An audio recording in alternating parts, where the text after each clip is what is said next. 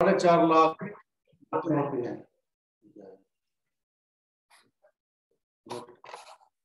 ये रिकॉर्डिंग लगाई है सर कि कुछ छूट ना जाए साथियों से, तो रिकॉर्डिंग बाद में इनको दी जा सकती है। Okay okay sir, no problem. पूरे विश्व में हर साल लगभग 4.5 लाख मौतें होती हैं। अगर हम भारत की बात करें तो भारत में हर वर्ष लगभग 1.5 लाख मौतें होती हैं। पूरे विश्व में जो एक्सीडेंट में मौतें होती हैं उनमें सबसे ज्यादा मौतें भारत में होती हैं। ये बहुत ही गंभीर विषय है, जो कि जो भारत में मौतें होती हैं वो पूरे विश्व का लगभग 10% है। और अगर हम हरियाणा की बात करें, हरियाणा में हर साल लगभग 25,000 मौतें जो अपनी सड़क दुर्घटनाएं हैं उनमें होती हैं। जिला कैथल की अगर हम बात करें तो जिला कैथल में वर्ष 2020 के आंकड़े हैं मेरे पास। वर्ष 2020 में 293 सड़क दुर्घटनाओं में 130 मौतें हुई। इस वर्ष 2021 की हम बात करें तो 30 सितंबर तक के मेरे पास आंकड़े हैं। वर्ष 2021 में 30 सितंबर तक 214 सड़क दुर्घटनाओं में 106 मौतें हुई हैं जिला कैथल में। ये बहुत ही चिंता का विषय है कि हम अपनी ही लापरवाही से या दूसरे की लापरवाही से असमय अपनी जान खो देते हैं। ये सब जो एक्सीडेंट वगैरह होते हैं, अगर हम कुछ कारणों को छोड़ दें, जैसे कोई अचानक टेक्निकल प्रॉब्लम गाड़ी में आ गई या बाइक में आ गई, या कोई मौसम खराब है, बरसात का मौसम है, वहां फिसलन है, इन वजहों को हम छोड़ दें तो ये सब हमारी लापरवाही कारण ही होता है, जिसको हम सब मिलके प्रयास करके इन सड़क दुर्घटनाओं को कम कर सकते हैं। ये हमारी सबकी साझी जिम्मेवारी बनती है। इससे हम अपनी व अन्य लोगों की जान बचा सकते हैं। तो ये तो आंकड़ों की बात रही। अब मैं आता हूं, तो हमारा आज का विषय है road safety for school children. कि भाई स्कूल के बच्चे हैं वो सड़क पर चलते समय या वाहन पर चलते समय कैसे सुरक्षित रह सकते हैं, हम उनमें क्या प्रयास कर सकते हैं। ये हमारी सबकी जिम्मेवारी है, पेरेंट्स की भी जिम्मेवारी बनती है, आम नागरिक की भी जिम्मेवारी है। अगर आप बात करें थोड़ा अध्यापक गण की भी बन जाती है जिम्मेवारी, क्योंकि स्कूल में बच्चे आते हैं, स्कूल बस से भी आते हैं, साइकिल से भी आते हैं, कई बच्चे बाइक से भी आते हैं, स्कूटी से भी आते हैं। चलो ठीक है, जो 18 साल से ऊपर हैं और जिनका लाइसेंस बना हुआ है उसमें कोई दिक्कत नहीं है, वो स्कूल में आ सकते हैं बाइक से, स्कूटी से। हाँ, अगर किसी का गाड़ी का भी लाइसेंस है तो गाड़ी में भी आ सकते हैं। बट जो अंडर एज बच्चे हैं, 18 साल से कम के बच्चे हैं, उनको पेरेंट्स को बिल्कुल भी अलाउ नहीं करना चाहिए कि वो स्कूल में जो है बाइक से जाएं या गाड़ी से जाएं। ये बिल्कुल ही उनके लिए जोखिम का विषय है, ये उनके लिए जोखिम हो सकता है। तो मैं यही बताना चाहता हूं कि अध्यापक से भी रिक्वेस्ट करता हूं कि जो भी आपके स्कूल में बच्चे बाइक लेके आते हैं, स्कूटी लेके आते हैं, या गाड़ी तो मेरे ख्याल से कम ही लाते होंगे, तो इनको आप प्लीज अवेयर करें कि आप स्कूल में जो बाइक है या स्कूटी है उससे न आए। अंडर एज बच्चे साइकिल से आ सकते हैं, वो नजदीक की जो है, मान लो स्कूल आपका 1 किलोमीटर है, 500 मीटर है, या मैक्सिमम 2 किलोमीटर है, तो आप साइकिल से आ सकते हैं। और हरियाणा सरकार ने भी जैसे तकरीबन छात्राओं को साइकिल दी हुई है जिनका स्कूल से जो घर दूर पड़ता है, और छात्राएं आ भी रही हैं साइकिल से, जैसा कि आपको सबको पता है। तो 18 साल जब का बच्चा जब तक नहीं होता वो बिल्कुल भी स्कूटर, मोटरसाइकिल या गाड़ी ना चलाए।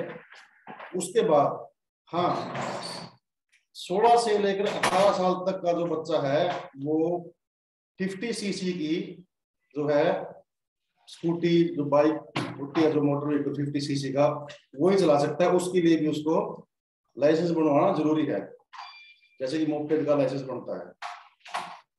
18 साल के बाद जब उसकी उम्र हो जाती है तो पहले अपना वो लर्निंग लाइसेंस बनवाए, जिसका समय 6 महीने का होता है। लर्निंग लाइसेंस का जो बनता है वो 6 महीने का समय होता है। उसमें आप 1.5 महीने के बाद जो बच्चा है वो परमानेंट लाइसेंस के लिए जो है अप्लाई कर सकता है। 1.5 महीने बाद और 6 महीने तक। उसके बाद प्रॉपर तरीके से उसको जो भी है मोटरसाइकिल सीखे, स्कूटी सीखे या गाड़ी सीखे, वो जब गाड़ी सीखता है उस समय भी उसके साथ ट्रेनर का होना जो बहुत जरूरी है। आप अकेले बिल्कुल भी नहीं गाड़ी सीख सकते। आप ये कह दो कि मेरा तो लर्निंग लाइसेंस बना हुआ है, मैं अकेला सीख जाऊंगा, नो। उसके लिए प्रोविजन है अपने जितने भी 82 जो इसमें धाराएं हैं मोटर व्हीकल एक्ट में, अगर आप अकेले सीख रहे हो तो आपका चालान हो सकता है। तो कृपया ये चीज मेरे ख्याल से कई लोगों को नहीं पता है। इसके लिए आप बिना ट्रेनर के कभी भी गाड़ी चलाना या मोटरसाइकिल चलाना ना सीखें। उसके बाद मैं बच्चों से आपके थ्रू ये कहना चाहता हूँ बच्चों को कि जब भी बच्चे पैदल हैं वो जेब्रा क्रॉसिंग से ही सड़क को पार करें, बिना जेब्रा क्रॉसिंग सड़क पार ना करें। क्योंकि जेब्रा क्रॉसिंग जो है, जो सफेद पट्टी लगी होती है, आपने कई जगह देखी होगी, उसके ऊपर ही वो स्पेशल होती ही इसके लिए है भी जो पैदल पथयात्री है या बच्चे हैं वहां से सड़क को क्रॉस करें। हाँ, स्कूली बच्चे जो हैं अगर उनको कोई वहां पास में पुलिसकर्मी खड़ा है या कोई बड़ा खड़ा है तो पुलिसकर्मी की आप सहायता ले सकते हैं कि अंकल मेरे को ना सड़क क्रॉस करनी है, प्लीज मेरी हेल्प करें। तो निश्चित रूप से आपकी बच्चों की वो जरूर हेल्प करेंगे, जैसा कि हम आप देखते हैं करते भी हैं। और जो स्कूल में बच्चे साइकिल पे आते हैं उन बच्चों को जब भी वो स्कूल में आते हैं तो साइकिल चला कर आते हैं, तो उन बच्चों को जब भी टर्न करना है, चाहे दाएं टर्न करना है या बाएं टर्न करना है, तो इशारा करके टर्न करें। बिना इशारे के कभी भी टर्न ना करें, क्योंकि आपका ध्यान आगे होता है, आप एकदम ही टर्न कर जाते हैं, पीछे से कोई गाड़ी, कोई मोटरसाइकिल, कोई बाइक आती है तो उससे टक्कर हो जाती है और वो दुर्घटना का एक कारण होता है। और जब भी जो 50 सीसी का जो चलाते हैं बाइक या स्कूटी, वो बच्चे हमेशा अपनी साइड में ही अपने व्हीकल को चलाएं। कभी भी गलत दिशा से, रॉन्ग साइड से अपने व्हीकल को ना चलाएं, क्योंकि कई बार हम भी गलती कर देते हैं। बच्चे होते हैं, वो उनको नहीं पता होता कि आगे क्या हो सकता है। तो इसलिए साइड में ही हमेशा चलाएं, क्योंकि कई बार हम ये सोचते हैं यार आगे जाएंगे, टर्न तो वो बहुत दूर है, तो दूर से आएंगे हम, थोड़ा यहीं से कट मार लेते हैं, थोड़ा रोड साइड चल जाएंगे, कुछ नहीं तो 200 मीटर है, 300 मीटर है, 100 मीटर है, नो। क्योंकि दूसरी साइड से जो वाहन आ रहा है उसको ये नहीं होता, वो तो अपनी धुन में चला होता कि इधर से कौन आएगा, ये तो मेरी साइड है। बट वो जब हम रोड साइड में जाते हैं तो दुर्घटना का कारण बनते हैं। और इसके बाद जो भी जो अपने स्कूल संचालक हैं, जो मोस्टली प्राइवेट स्कूलों में बसें लगी हुई हैं, सरकारी स्कूल में तो शायद नहीं होगी बसें, उन बसों में माननीय सर्वोच्च न्यायालय के जो है आदेशानुसार कई चीजें हैं जिनको पूर्ण करना जरूरी है, और बच्चों पे जो है वो सुरक्षित रखने के लिए उनका पालन करना बहुत जरूरी है। उनमें से जो है बस में जो है स्कूल बस में पीने के पानी की प्रॉपर व्यवस्था हो। जैसे कि मैंने परसों ही बताया था, उसमें पीने के पानी व्यवस्था के साथ साथ अटेंडेंट जरूर हो। अगर छात्राएं हैं बस में आती हैं तो उसके लिए जो महिला अटेंडेंट का होना बहुत जरूरी है। जब भी जो अटेंडेंट बच्चों को उतारते समय या बच्चों को चढ़ाते समय प्रॉपर लाइन बनाकर उनको स्कूल बस में चढ़ाएं, और लाइन बनाकर ही उनको जो है नीचे उतारें। जब तक वो अपने गली में या उसमें एंटर नहीं कर जाते सड़क क्रॉस करवा के प्रॉपर तरीके से, तब वो अपना आगे बस चला सकते हैं। जब बच्चे बस में बैठ जाए पूरी तरह से, चाहे वो स्कूल से चली हो या चाहे वो रास्ते में अपने बच्चों को लेते हो चलती है, तो बच्चे प्रॉपर तरीके से जब बैठ जाते हैं बस में, ड्राइवर तभी बस चलाए।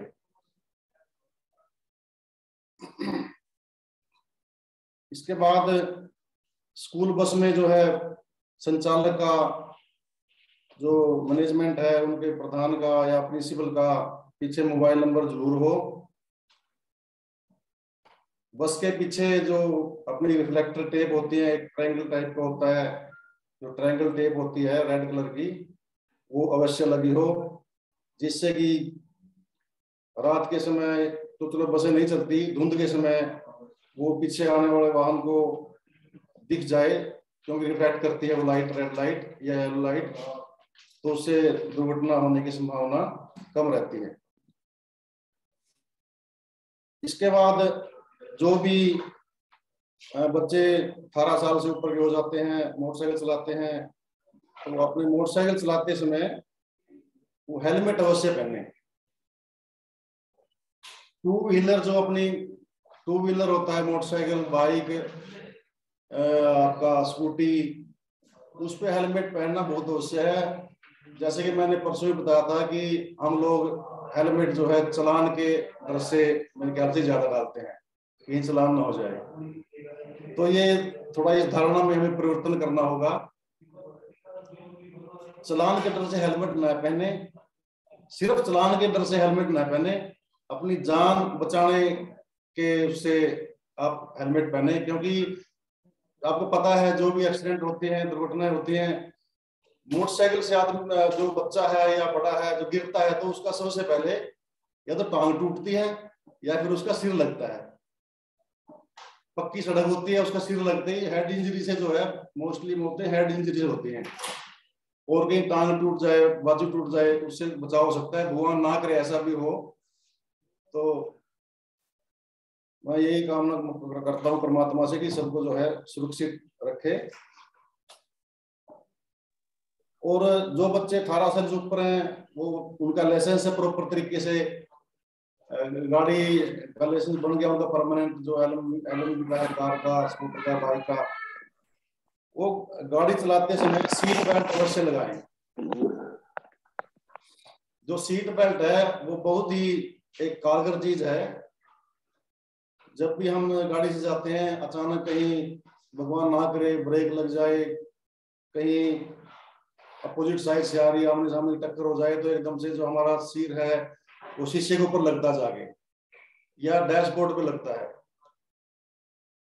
तो उस पोजीशन में हमें जो सीट बेल्ट है वो हमें बचाती है, हमें आगे टक्कर लगने से बचाती है। डैशबोर्ड पे, शीशे में कई बार हम ये देखते हैं कि टक्कर इतनी भयंकर होती है कि बंदा बिना सीट बेल्ट के हो तो वो शीशा तोड़कर भी आगे निकल जाता है, जिसमें कि बचने के चांस लगभग नाव के बराबर होते हैं।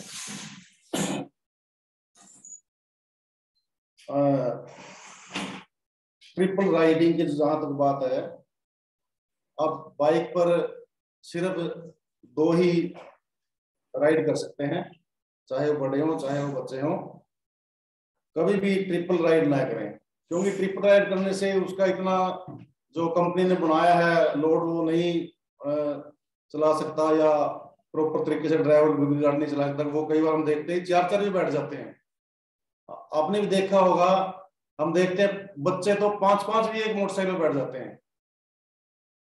अब आप बताइए, जब 5 या 4 जो बच्चे बैठे हैं बाइक पे स्कूटी पे, वो कैसे ड्राइवर उसको कैसे चलाएगा?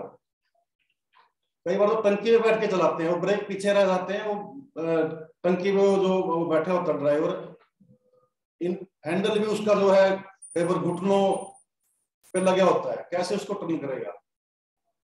ये सबसे सीरियस बात है।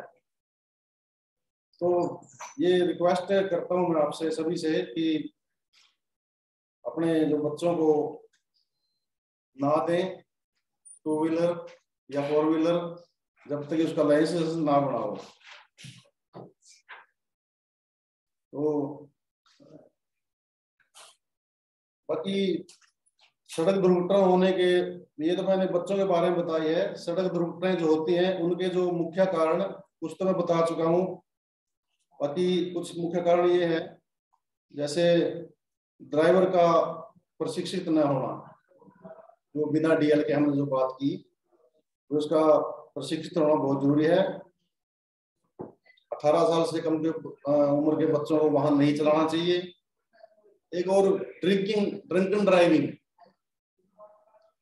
कई बार हम देखते हैं, चलो बच्चे तो इस पोजिशन में नहीं होते, जाके कभी ड्रिंक एंड ड्राइव 20, 30, 25 साल के जो बड़े हैं वो ही सीखते हैं।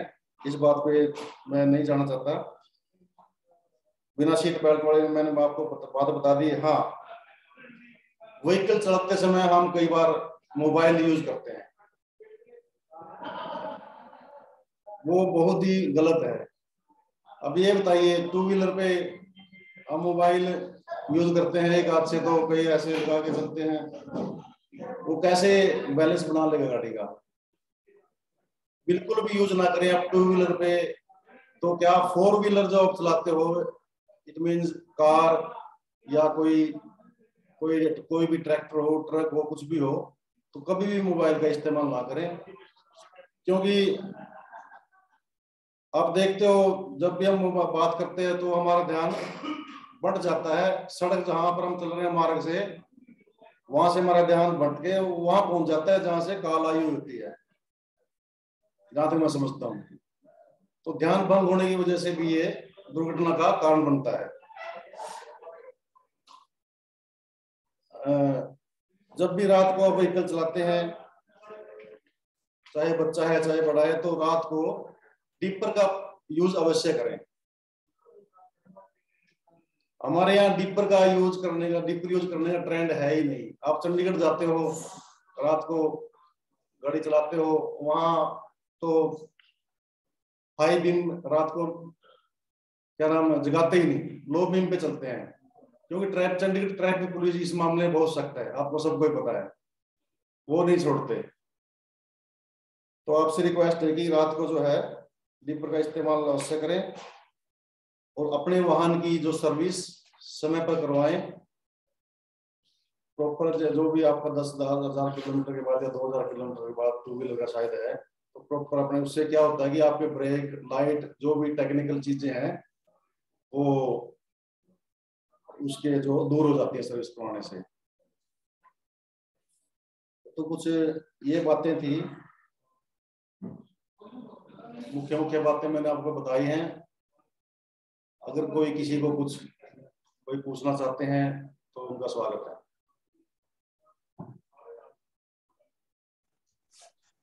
जी, कोई साथी क्वेश्चन करना चाहते हो तो हैंड रेज कर ले, मैं उसी अनुसार आपके नंबर लगाता रहूंगा। जी, Harish ji. Sir good morning. Very good morning sir.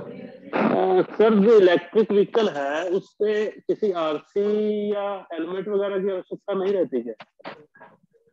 नहीं, एक्चुअल में देखिए, इलेक्ट्रिक व्हीकल में आवश्यकता नहीं है, ये आपकी बात मैं मानता हूँ। जो इसमें जो मोटराइज्ड व्हीकल है, हेलमेट की उसमें जो है जरूरत है, बट मैं फिर भी ये पर्सनली रिक्वेस्ट करता हूँ कि अगर वो लगा ले तो उसका कोई नुकसान नहीं है, उसका कोई भी नुकसान नहीं है लगाने का, कुछ नहीं, सिर्फ आपका हेलमेट 800 का, 700 का, 1000 का आ जाएगा। ये जिंदगी दोबारा नहीं आएगी, 800 1000 रुपये दोबारा आ सकते हैं। मैं यही कहना चाह रहा हूँ, क्योंकि नई जो इलेक्ट्रिक व्हीकल है उसमें स्पीड जो बाइक आ रही है 70-80 की भी स्पीड आ गई है, तो वो तो डेंजरस रहेगी। हाँ, फिर मैं वही बोल रहा हूँ आपको कि हाँ जी, हाँ जी सर। तो हेलमेट अवश्य लगाएं। हरीश जी, फ्यूल जिन व्हीकल्स में फ्यूल है ना, उनमें ही हेलमेट जरूरी है, इलेक्ट्रिक वालों में नहीं है किसी में भी वैसे। इंजन वाला जो व्हीकल है, हाँ, इंजन जिसमें फ्यूल चलता है जी सर, मुझे भी स्पष्ट था, लेकिन मैं चाहता था कि सबको ये एटलीस्ट, जैसे गाड़ी की स्पीड बहुत बढ़ गई है तो हेलमेट का यूज करना चाहिए, जैसे सर भी कह रहे हैं। जी जी जी जी जी जी। सुशील कुमार जी।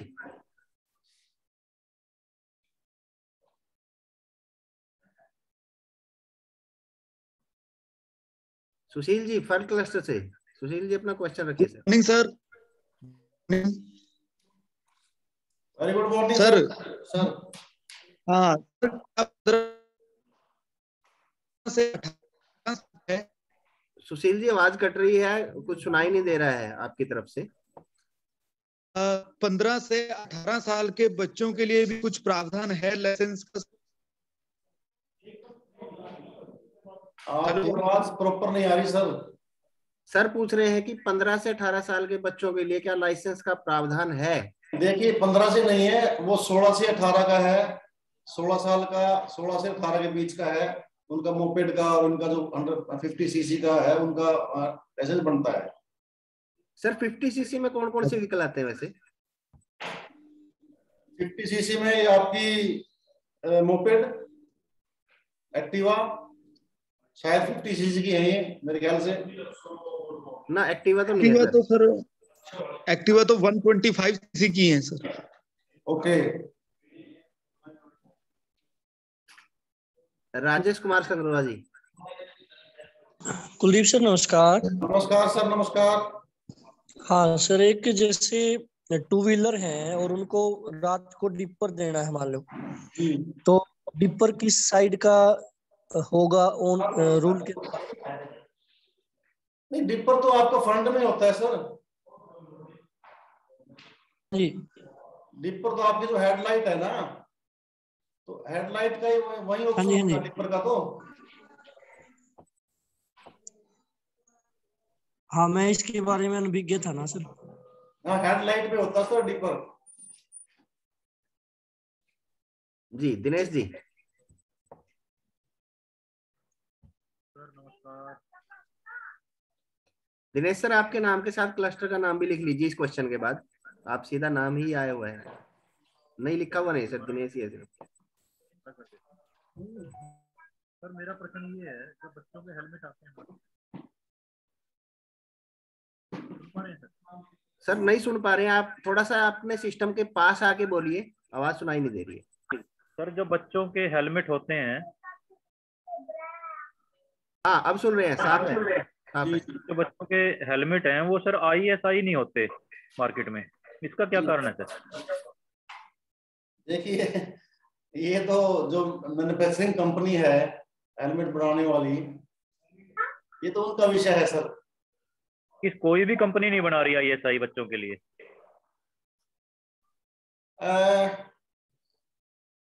जैसे कि आपको पता है, वो इसलिए कि जो बच्चे हैं वो चला ही नहीं सकते, हो सकता है ये वजह हो कि 2 व्हीलर बच्चे का मतलब सर मेरा 16 से 18 साल का ही है सर।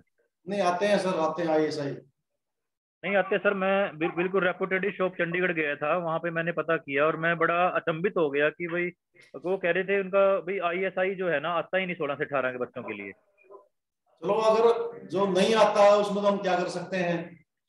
और जो छोटे बच्चे भी हैं वो पीछे तो बैठते हैं सर, वो पीछे वाला भी कम से कम उनको पीछे भी डालना पड़ता है, चलो वो चला नहीं सकते, पीछे तो बैठते हैं सर वो। हाँ, मैं आपकी बात से बिल्कुल सहमत हूँ, उनके लिए भी जरूरी है पीछे बैठने वाले बच्चों के लिए, बट वो कंपनी नहीं बना रही, तो इसमें तो हम क्या कर सकते हैं सर।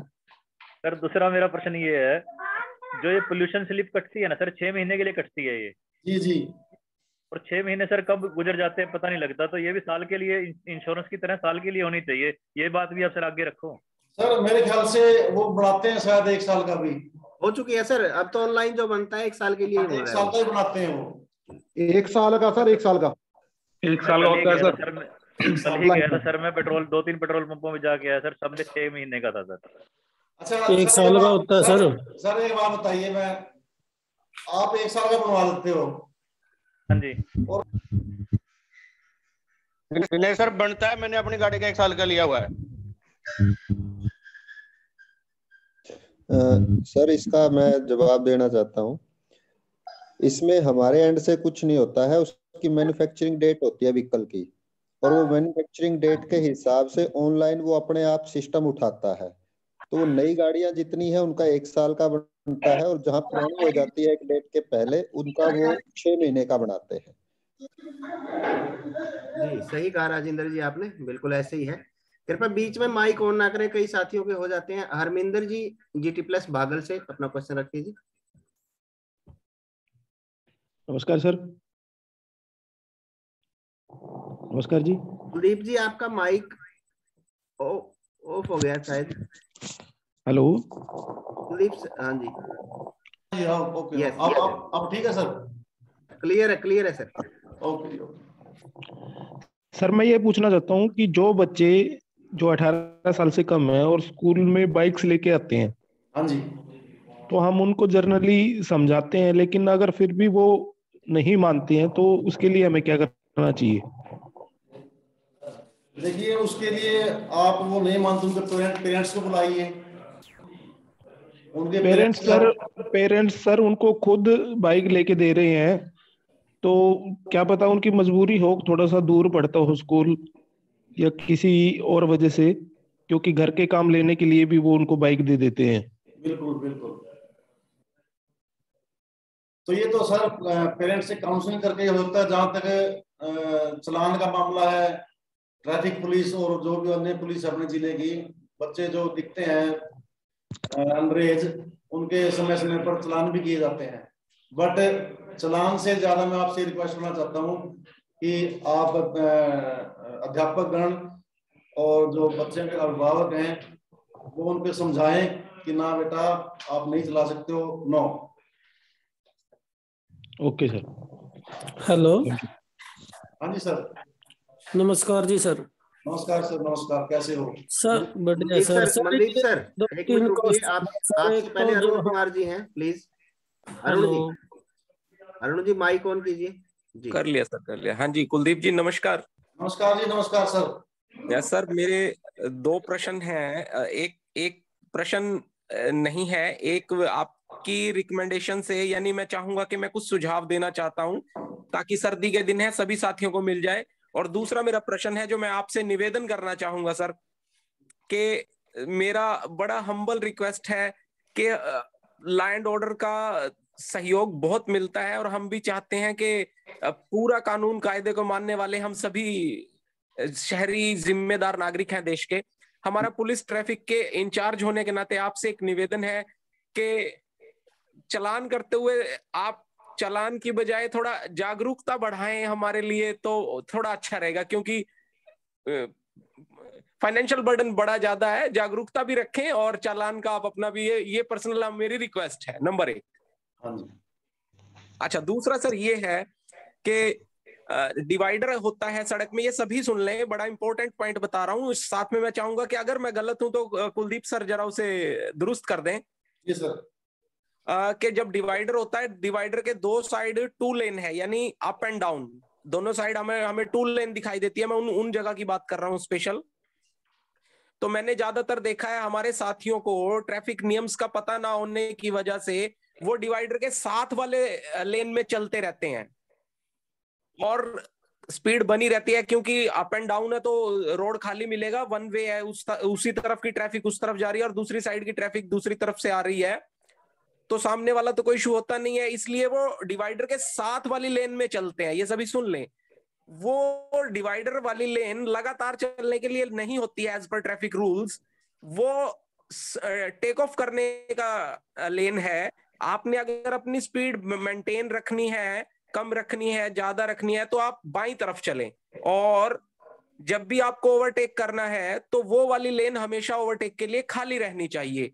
आमतौर पर देखा जाता है कि ट्रैफिक नियमों के अभाव में सभी साथी उस लेन में चलते रहते हैं और लोगों को ओवरटेक की सुविधा ना होने की वजह से उनको बाईं तरफ से ओवरटेक करना पड़ता है, जो कि एक्सीडेंट होने का एक प्रमुख कारण है।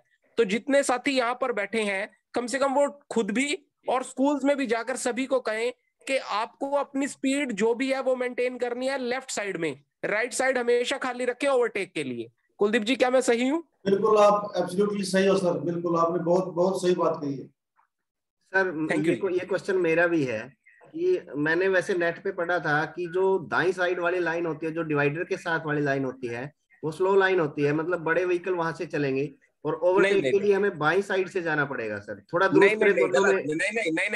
नहीं सर, आपने बिल्कुल गलत बात कह रहे हो। यहाँ पर आप इंटरनेट पे एक बार खोल के देखें सर। इंटरनेट को छोड़िए सर, मैं आपको जो बता रहा हूँ आप स्वयं देखिए हमेशा क्या कहते हैं, तो यहीं से क्लियर हो जाएगा। बहस का विषय नहीं है कि बाईं तरफ चलें। बाईं तरफ चलने का मतलब है कि हमें हमेशा बाईं तरफ चलना है।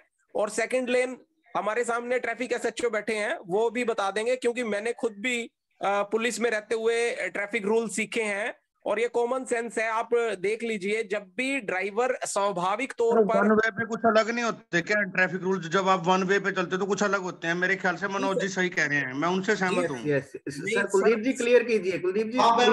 हाँ सर, मैं बताता हूँ आपको क्या है ये हाईवे और सिंगल रोड के लिए। मैं आपको नेशनल हाईवे की बताता हूँ, जो एनएच के हैं या आपके एक्सप्रेस वे हैं, तो वहां पर जो है एक स्लो लेन होती है बाएं साइड की, स्लो लेन, जो कि आपके हैवी व्हीकल हैं उनके लिए रखी जाती है। जो भी आपके हैवी व्हीकल हैं वो स्लो लेन में चलने के लिए बाध्य हैं। जी बिल्कुल, यही मैं कहना चाह रहा था, है ना। तो बाएं साइड में जो लेन होती है, जो 6 लेन या 4 लेन जो अपने रोड है, एनएच है, एक्सप्रेस वे है, चाहे वो कोई स्टेट हाईवे भी हो, 4 लेन उन पे भी लागू है।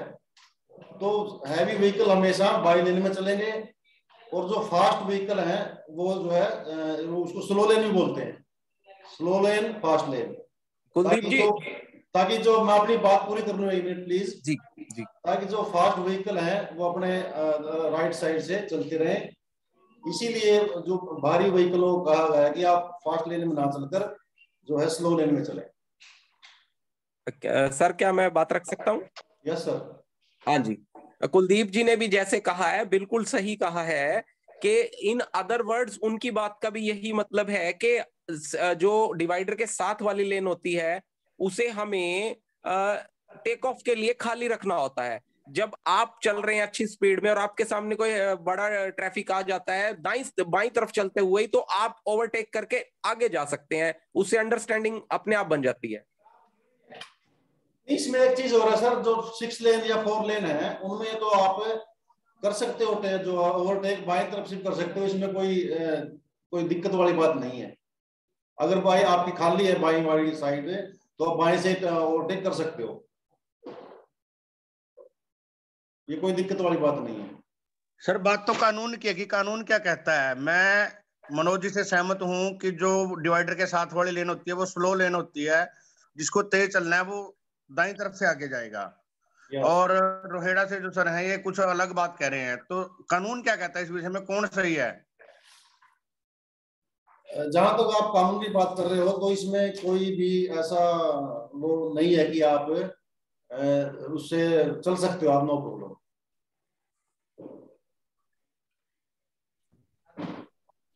जी सर। 4 लेन और 6 लेन है, मैं वहां की बात कर रहा हूँ। मनदीप जी, वन वे की बात वही होगी, जहाँ पे 4 लेन होगा वहीं पे 1 वे होगा कम से कम।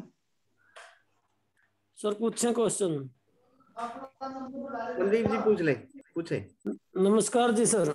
नमस्कार जी, नमस्कार संदीप जी। सर जो हमारे डॉक्यूमेंट्स हैं, मान लो हम उसको डिजिटल लॉकर में रखते हैं जी, और उसको मतलब कोई चेकिंग के लिए आता है ट्रैफिक का, तो वो वैलिड हो गए ना? बिल्कुल वैलिड है सर। डिजी लॉकर की तो अपने माननीय सुप्रीम कोर्ट ने भी पीछे एक आदेश दिया था कि वो डिजी लॉकर में अगर डॉक्यूमेंट है आपके तो बिल्कुल ही मान्य है, नो प्रॉब्लम। दूसरा सर, अगर मान लो किसी के पास डिजी लॉकर में नहीं है और अपना पर्स वगैरह घर पे भूल आता है, तो उस सिचुएशन में क्या होगा? हाँ, अगर आपके पास कागज नहीं है सपोज करो आपके पास डीएल भी है, आरसी भी है, आपका पोल्यूशन सर्टिफिकेट, आपके पास डॉक्यूमेंट अगर है और आप जो है घर पे आप गिरा गए, तो इस केस में आपने मौके पे नहीं दिखाए। हाँ जी। ठीक है जी। और कानून कहता है कि आपको मौके पे डॉक्यूमेंट्स दिखाने होते हैं। अगर आपका घर 10 मिनट 15 मिनट आधा घंटे तक आप मंगवा सकते तो अगर मंगवा लें, उनको वेट कर लेंगे, करते भी हैं भाई, मंगवा ले, अपने कागज मंगवा ले। ठीक है जी। उसके बाद अगर आपका चलान हो जाता है, सपोज करो कि इसका चलान है आपकी, सपोज करो आपके पास उस टाइम डीएल नहीं है, वैलिड डीएल, मैं वैलिड डीएल की बात कर रहा हूँ, वो एक्सपायर ना हो, तो आपका चलान हो जाता है 5,000 रुपए का डीएल का। जो भी आपके वैलिड डॉक्यूमेंट है, आप जब चलान भरने के लिए जाओगे तो आपके 100 रुपए लगेंगे। अच्छा सर। हाँ जी, सिर्फ आपके 100 रुपए लगेंगे, बाकी आपके जो है 5,000 नहीं लगेंगे। उस केस में आपके 100 लगेंगे। सर एक पोल्यूशन की जो सर्टिफिकेट होता है उसके रिगार्डिंग क्वेश्चन है। जैसे मैंने पोल्यूशन की वो पर्ची बनवाई, वो सर कह रहे थे 1 साल की बनी सर वो जी, लेकिन वो क्या हुआ, वो लिखा जो मतलब भीग गया और वो सारी पर्ची मतलब स्पॉइल होगी सर। अच्छा जी। फिर देखिए, जब वो स्पॉइल होगी तो उसको कैसे हम समझेंगे कि वैलिड है अनवैलिड है। वो हमें दिखे तो भाई हाँ ये आपकी 6/8/2022 तक वैलिड है, वो डेट तो हमें दिखे, तभी तो हम मानेंगे भी हाँ आपका वैलिड है। सर इनका क्वेश्चन है कि क्या उसको रीप्रिंट किया जा सकता है, कहीं से दोबारा ली जा सकती है, क्वेश्चन ये है sir. Yes sir. Okay okay okay. तो रीप्रिंट तो आप जहां से वो आपने पोल्यूशन सर्टिफिकेट बनवाया है, आपको वहीं संपर्क करना पड़ेगा। अच्छा सर। हाँ जी। ये नहीं सर जैसे बनवा रखी है तो जब वो चेक करते हैं ऑनलाइन चेक कर ले भाई इसकी बनी हुई है या नहीं बनी हुई। मेरे ख्याल से ऑनलाइन का भी शायद प्रोविजन नहीं है चेक करने का, शायद, मैं श्योर नहीं हूँ इस मामले में। आई थिंक ऐसा प्रोविजन नहीं है वो ऑनलाइन चेक करने का। हाँ, आप एक कर सकते हैं, मैं आपको सुझाव दे सकता हूँ कि आपका जो पोल्यूशन सर्टिफिकेट है या आपके और भी जो डॉक्यूमेंट है उसकी फोटो जरूर रख लें मोबाइल में। Okay sir. फोटो जरूर रख लें, हो सकता है वो फोटो रखी हुई आपकी कहीं ना कहीं मदद कर सके। Okay sir, thanks sir. Hello, नमस्कार sir. Sushil ji sir hand raise कर लीजिए जिसको बात करनी है। सुशील जी का नंबर है अभी। नमस्कार सर। नमस्कार सर। नमस्कार सुशील जी, कैसे हो? आनंद है सर। सर बाइक पे जो पीछे बैठा हुआ व्यक्ति होता है उसके बैठने की पोजीशन बारे क्या प्रावधान है जी? अक्सर देखा गया है कई बार पीछे महिला बैठती है और एक साइड में पैर होते हैं, गोद में छोटा बच्चा भी होता है। हाँ जी, हाँ तो जी। इसके बारे में भी कुछ प्रावधान है क्या? एक बार इन पर प्रकाश डालना सर।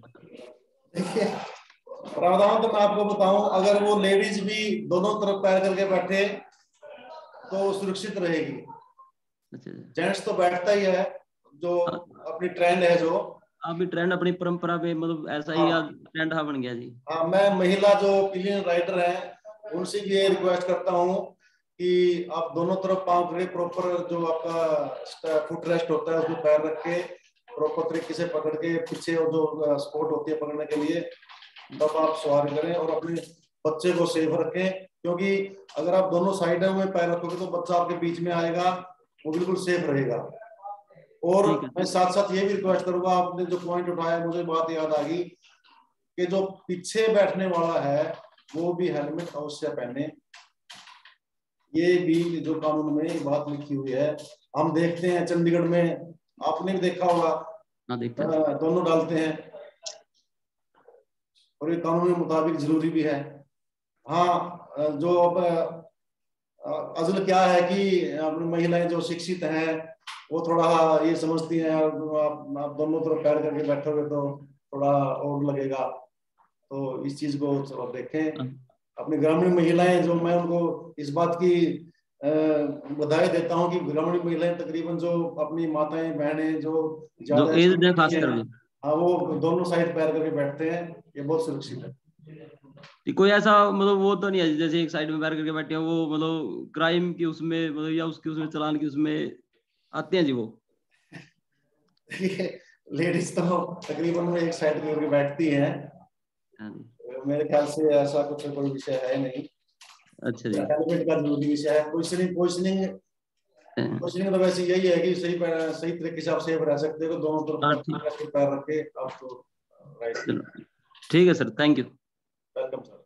जी सर, राजेश कुमार जी, संतोष माजरा से। सर मेरा क्वेश्चन था, अगर डॉक्यूमेंट्स मोबाइल के अंदर हो जी तो वो वैलिड माने जाएंगे? ये क्वेश्चन है कि सर ने पहले भी नहीं सर, ये तो उठाया था, देख सकते हैं वो वैलिड है या नहीं सर? देखिए ये अभी तक जहां तक मेरा ज्ञान है डिजी लॉकर का ही मान्य है। अगर आपके डिजी लॉकर में डॉक्यूमेंट हैं तो ही मान्य है, क्योंकि डिजी लॉकर में क्या है, आपका डिजी लॉकर भर तो नंबर से वो अपने ऑटोमेटिक उसमें डाउनलोड कर लेता है। ठीक है सर, थैंक यू। जी राजेंद्र जी। सर 2 प्रश्न है मेरे। एक तो ऑफ स्पीड का जो चालान होता है उसमें मीटर जो है वो स्पीड अलग दिखाता है और गूगल मैप पे जो स्पीड होती है वो अलग दिखाता है। और फिर जो ट्रैफिक पुलिस की गन होती है तो वो एक अलग तरह का, इसमें प्लस माइनस का भी कुछ स्कोप रहता है या क्या है इसका, जो सही किसको माने हम? और दूसरा ये है कि जो पार्किंग के चलान हैं, जैसे पीछे जो रास्ते हैं, ये सही बात है कि वो सारे व्हीकल इतना ज्यादा हो गया है, लेकिन पार्किंग की व्यवस्था हमारे शहरों में नहीं है। तो उस चीज से कैसे मतलब बचा जा सके, हम अपने व्हीकल को कहाँ पे किस तरह से पार्क करें ताकि जो चलान से है वो बचा जा सके? आपके क्वेश्चन बिल्कुल सही है सर। पहला क्वेश्चन क्या था आपको, मैं पहला उसका जवाब दूंगा। सर ओवर स्पीड का चालान जो होता है। Yes yes yes, over speeding का जो चालान है, जो हमारे पास सिस्टम है, जो अपने ट्रैफिक पुलिस के पास 2 जो है स्पीड उसकी है, स्पीड चालान करने वाली, इंटरसेप्टर। तो जो उसकी इंटरसेप्टर में सिस्टम लगा हुआ है, तो ट्रैफिक पुलिस या अन्य पुलिस वो उसी के जो वो दिखाएगी उसी से चालान किया जाएगा। दूसरी बात, जो आपने प्लस माइनस की बात कही है, उसमें एनएच की जो है 100 का है, एनएच पे आप 100 पे चला सकते हो, उसमें 5 प्लस माइनस हो सकता है, 5 प्लस माइनस हो सकता है एनएच पे। अपने यहाँ जैसे एनएच 152 है।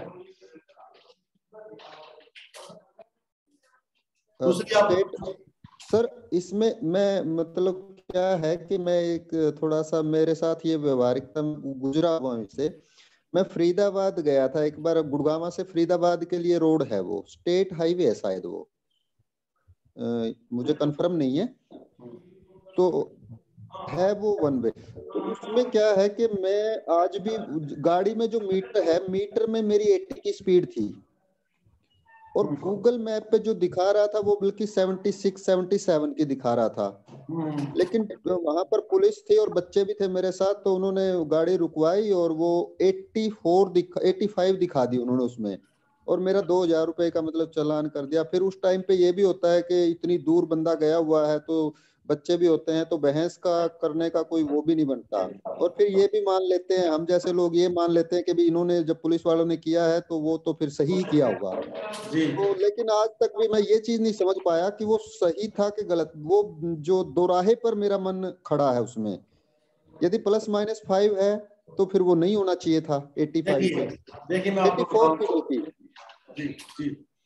तो इसमें अपील का भी है कोई, मतलब उसको क्या कैसे जस्टिफाई कैसे करें हम अपने आप के साथ? नहीं देखिए, मैं बताऊं आपको, जो जहां तक आप बात कर रहे थे कि गूगल की स्पीड और आपकी स्पीड मीटर की स्पीड, वो मैच नहीं करती, वो बिल्कुल मैच नहीं करती। उसमें वेरिएशन आती है 5-7 जो है, क्या बोलते हैं उसको, 5-7 की स्पीड की वेरिएशन आती है उसमें। हमने भी देखा है ये चीज भाई, जब हम कभी कहीं जा रहे हैं, हमने वो नेविगेशन भरा हुआ है, तो गाड़ी का स्पीड मीटर कुछ और स्पीड दिखाएगा और वो जो आपका नेविगेटर है वो कुछ और स्पीड दिखाएगा। दूसरी बात, हर रोड का जो है स्पीड लिमिट अलग अलग होती है। एक्सप्रेस वे की जो स्पीड लिमिट अलग है, नेशनल हाईवे की स्पीड लिमिट अलग है, स्टेट हाईवे की स्पीड लिमिट अलग है। बाकायदा वहाँ बोर्ड लगे होते हैं कि आप जो इस रोड पे इतनी स्पीड से गाड़ी चला सकते हो। तो उसमें सर जैसे प्लस माइनस थोड़ा सा इंटरप्ट करना चाहूंगा सुनील जी।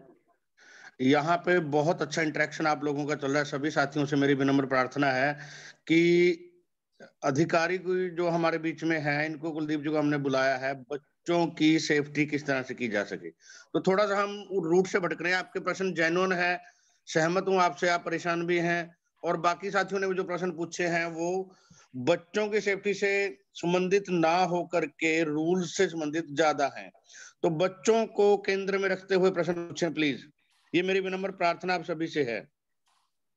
जी कीर्ति बार्शी जी अपना क्वेश्चन रखिए।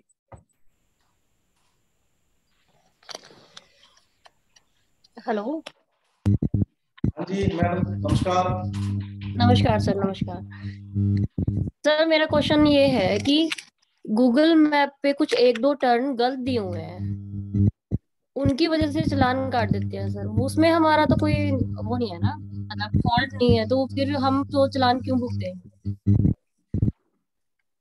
आप दोबारा बताएं मैडम प्लीज। आप क्या सर, जैसे हम कहीं जाते हैं, जैसे अभी कुछ ही टाइम पहले की, कुछ ही 1-2 महीने पहले की बात है, जैसे दिल्ली जा रहे थे सर, तो रास्ते में मतलब हम गूगल मैप से जा रहे थे क्योंकि अननोन रास्ता था हमारे लिए, गूगल मैप का सहारा लेके जा रहे थे।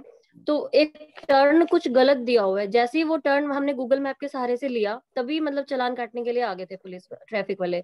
तो हमने उनको बताया भी कि ये हम तो मतलब न्यू है हमारे लिए रोड, गूगल मैप के सहारे चल रहे हैं। तो उनमें से एक ने विलिंग भी किया कि हाँ ये मतलब कई लोग इस तरह से फंस चुके हैं, ये मतलब गूगल मैप में ही रॉन्ग दिया हुआ है।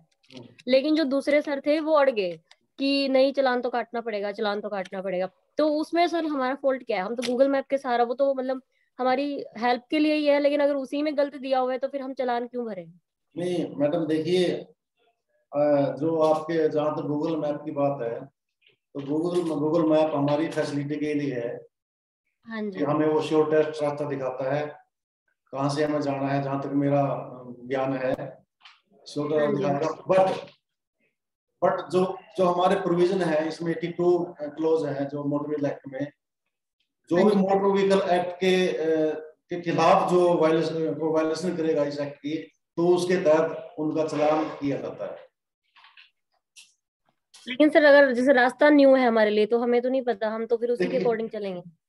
आपके रास्ता न्यू है, अगर आप रोंग साइड चलोगे तो आपको ये तो पता ही है कि रोंग साइड। नहीं सर, रोंग साइड नहीं, राइट साइड तो ठीक था, लेकिन जैसे मतलब जैसे ऐसा होता है ना दिल्ली में सर, कि एंटर करने के बाद कि आप यहाँ से टर्न नहीं ले सकते, दूसरे कट से निकलना पड़ेगा सर, उस वे में।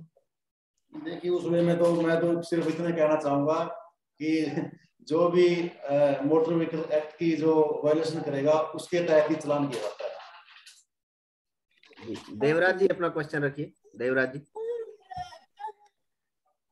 Good morning sir. Very good morning sir. Sir मेरे 2 क्वेश्चन है। एक क्वेश्चन ये है कि सर हम लर्निंग लाइसेंस किसी एक डिस्ट्रिक्ट में बनाते हैं, तो क्या दूसरे डिस्ट्रिक्ट में हम अपना जो LMV का लाइसेंस बनवा सकते हैं? एक क्वेश्चन सर।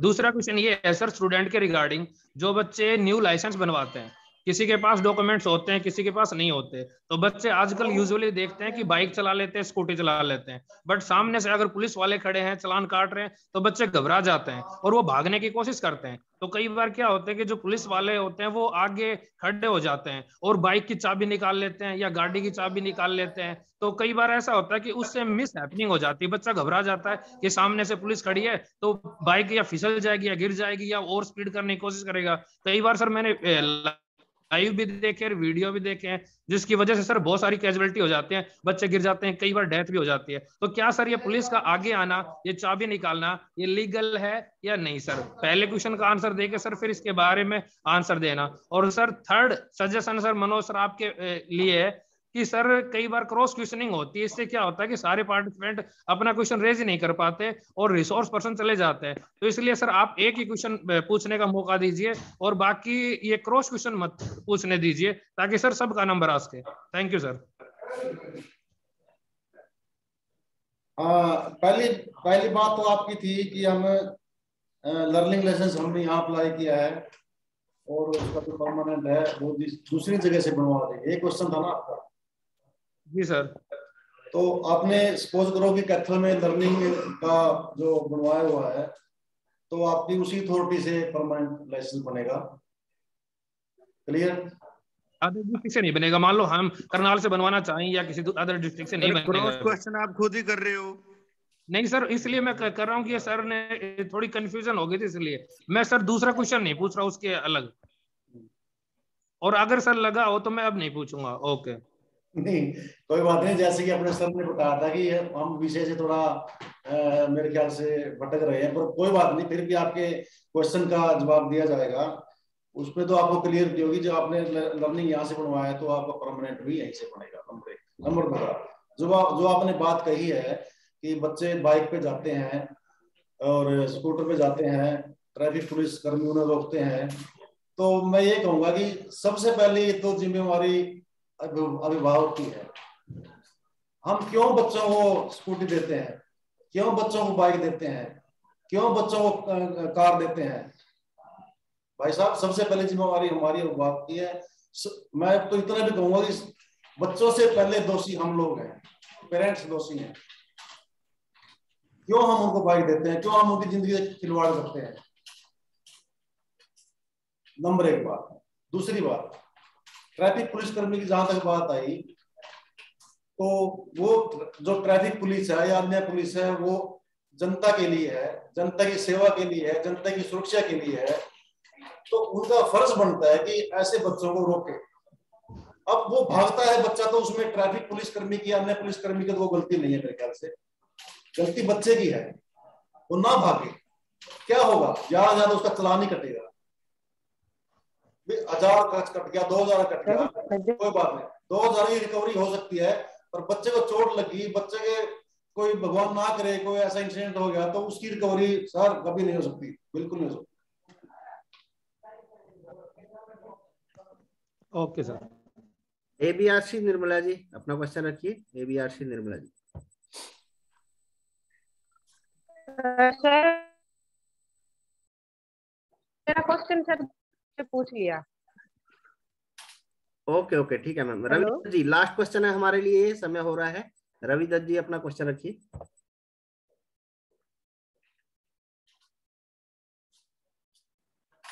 रवि दत्त जी आपकी आवाज नहीं आ रही sir. Ravi Dutt ji mike on कीजिए पहले। हेलो, अब ठीक है। हाँ सर, मैं जानना चाहता हूँ जैसे अगर कोई बच्चा 18 साल से ऊपर है और वो DL बनवाना चाहता है तो उसके लिए क्या प्रोसेस रहेगा और क्या क्या डॉक्यूमेंट की रिक्वायरमेंट रहेगी सर?